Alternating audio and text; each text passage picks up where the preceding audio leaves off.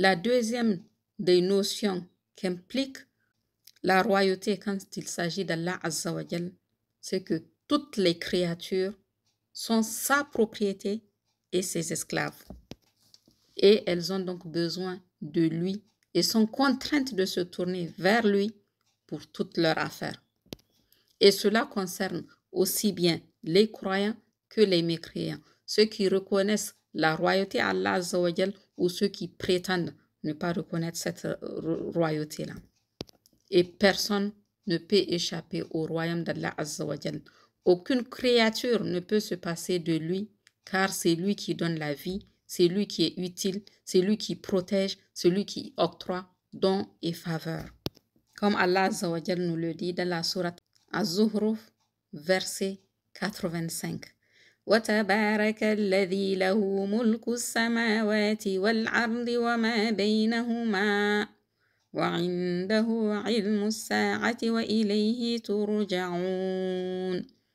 Béni soit celui à qui appartient le royaume des cieux et de la terre et des espaces interstellaires, et celui de qui relève la connaissance de l'heure et vers qui vous devez tous faire retour. Et Allah Azza wa Jal nous affirme que nous sommes tous indigents par rapport à lui et que nous avons tous besoin de lui, alors que lui se passe largement de nous. يا أيها الناس أنتم الفقراء إلى الله والله هو الغني الحميد. Ô hommes, vous êtes les indigents ayant besoin d'Allah, et c'est Allah, lui, qui se dispense de tout et il est le digne de louange.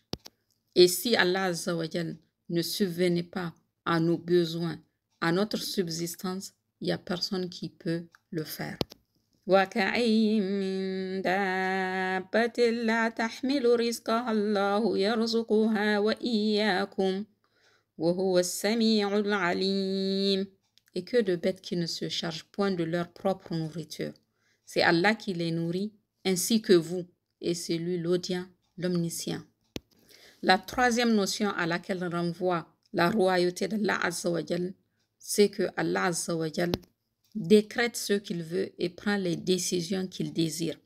Et personne, dans les cieux ou sur la terre, ne peut contester son décret ni repousser la décision d'Allah Azza wa Jal, que ce soit dans ce monde ou dans l'au-delà. Et donc le pouvoir absolu d'Allah Azza wa Jal est relatif à trois sortes de lois, de législation. La première concerne les lois qui sont relatives à la prédestination.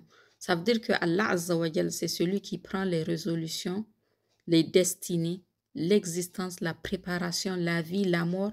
Toutes les autres choses se déroulent selon le décret d'Allah Azza wa Jal et selon sa décision. La deuxième sorte de loi concerne les lois relatives à la religion. Ça veut dire que Allah Azza wa Jal, c'est celui qui décrète les règles religieuses. Il envoie les messagers, fait descendre ses livres et édicte ses lois. Il crée les hommes en vertu de cette loi et leur ordonne par conséquent de s'y conformer dans leurs croyances, leurs mœurs, leurs propos, leurs actes, aussi bien que dans les agissements apparents que cachés. Allah leur a aussi défendu de transgresser la loi religieuse.